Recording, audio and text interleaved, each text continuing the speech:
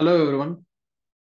Nowadays, many people are struggling with this question whether they need to go with the Selenium with Python or Selenium with Java, and they're spending a lot of time on this in Google, and they're spending time in reading Queras, and then they're asking many other seniors, superiors, and all.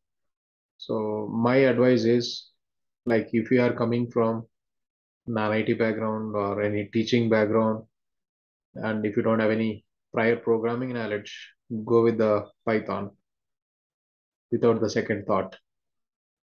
And if you're already having some awareness, little awareness, like if you learned already in academics, then go with the Selenium with Java. Python is actually, it is user-friendly language. It's like a English, very simplest language, so you can easily survive in the IT industry if you are coming from non-IT background.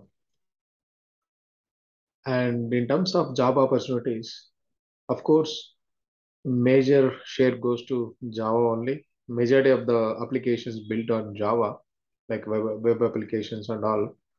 So a lot of job opportunities are there, but still Python will have opportunities. Well, compared to Java, I can say a little less only. And like now Python is growing technology. We may get a lot of opportunities in future.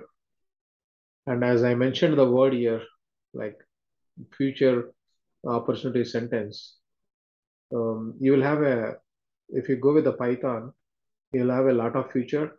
The reason is Python is used in many trending technologies like data science, then game developments, networking, testing, robotics, and embedded applications, um, every GUI applications, Snowflake.